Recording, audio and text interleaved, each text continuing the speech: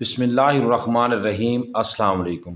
جب سیدنا عمر رضی اللہ تعالی عنہ پر حملہ کیا گیا تو ان کے لیے دودھ لایا گیا۔ جیسے ہی آپ نے دودھ پیا تو وہ آپ کی پسلیوں کے زخم سے بہہ نکلا۔ طبیب نے ان سے کہا، اے امیر المومنین، وصیت فرما دیں، آپ زیادہ دیر زندہ نہیں رہ سکیں گے۔ تو انہوں نے اپنے بیٹے عبداللہ کو بلایا اور کہا کہ حذیفہ بن الیمان کو میرے پاس بلاؤ۔ حذیفہ بن الیمان حاضر ہو گئے۔ یہ وہ صحابی ہیں جنہیں نبی کریم صلی اللہ علیہ وآلہ وسلم نے منافقین کے ناموں کی فہرست عطا کی تھی، اور ان ناموں کے بارے میں اللہ پاک، اس کے رسول صلی اللہ علیہ وسلم اور حذیفہ بن الیمان کے علاوہ کوئی نہیں جانتا تھا۔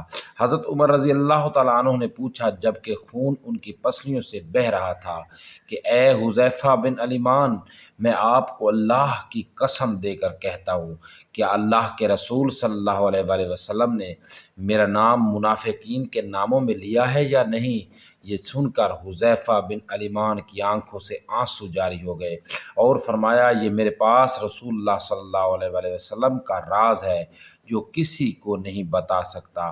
آپ نے پھر پوچھا، خدا کے لیے مجھے اتنا بتا دیں، اللہ کے رسول صلی اللہ علیہ وآلہ وسلم نے میرا نام شامل کیا ہے یا نہیں؟ حذیفہ بن الیمان کی ہچکی بند گئی اور کہتے، اے عمر، میں صرف آپ کو بتا رہا ہوں، اگر آپ کی جگہ کوئی اور ہوتا تو میں کبھی نہیں اپنی زبان نہ کھولتا، اور وہ بھی صرف اتنا بتاتا ہوں کہ رسول اللہ صلی اللہ علیہ وآلہ وسلم نے اس میں آپ کا نام شامل نہیں کیا۔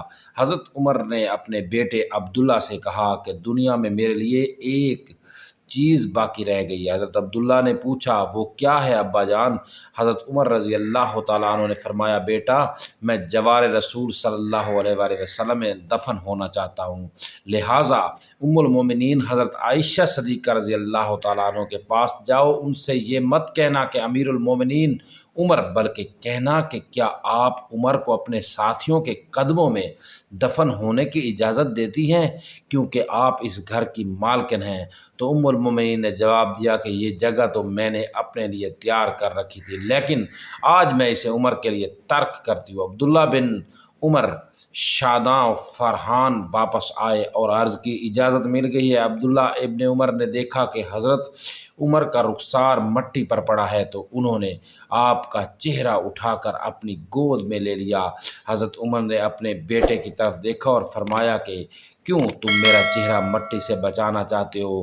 عبداللہ ابن عمر رضی اللہ تعالیٰ عنہ نے کہا، ابا جان، لیکن حضرت عمر نے بات کاٹتے ہوئے فرمایا کہ اپنے باپ کا چہرہ مٹی سے لگنے دو، بربادی ہے عمر کے لیے اگر کل اللہ پاک نے اسے نہ بخشا۔ حضرت عمر اپنے بیٹے کو یہ وصیت فرما کر موت کی آغوش میں چلے گئے، اے میرے بیٹے، میری میت مسجد نبوی میں لے جانا اور میرا جنازہ پڑھنا، اور حذیفہ بن یمان پر نظر رکھنا، اگر وہ میرے جنازے میں شرکت کرے تو میری میت روضہ رسول صلی اللہ علیہ وآلہ وسلم کی طرف لے جانا، اور میرا جنازہ روضۃ الرسول صلی اللہ علیہ وسلم کے دروازے پر رکھ کر دوبارہ اجازت طلب کرنا اور کہنا، اے ام المومنین، آپ کا بیٹا عمر، یہ مت کہنا کہ امیر المومنین ہو سکتا ہے میری زندگی میں مجھ سے حیا کی وجہ سے اجازت دی گئی ہو، اگر اجازت مرحمت فرما دیں تو دفن کرنا، ورنہ مجھے مسلمانوں کے قبرستان میں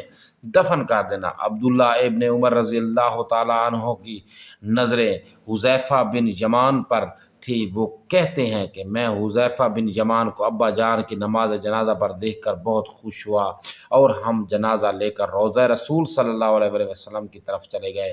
دروازے پر کھڑے ہو کر میں نے کہا، اے ہماری ماں، آپ کا بیٹا عمر دروازے پر ہے، کیا آپ تدفین کی اجازت دیتی ہے؟ ام المومنین نے جواب دیا، مرحبا یا عمر، عمر مرحبا کو اپنے ساتھیوں کے ساتھ دفن ہونے پر مبارک ہو۔ ام المومنین نے اپنی چادر سمیٹی اور روضہ رسول صلی اللہ علیہ وسلم سے باہر نکل آئی۔ اللہ پاک راضی ہو حضرت عمر رضی اللہ تعالیٰ عنہ سے، زمین کا چپا چپا جن کے عدل کی گواہی دیتا ہے، جن کی موت سے اسلام یتیم ہو گیا، جن کو اللہ کے رسول صلی اللہ علیہ وآلہ وسلم نے زندگی میں جنت کی خوشخبری دی ہو، پھر بھی اللہ کے سامنے حساب دہی، اتنا خوف ہمارا کیا بنے گا؟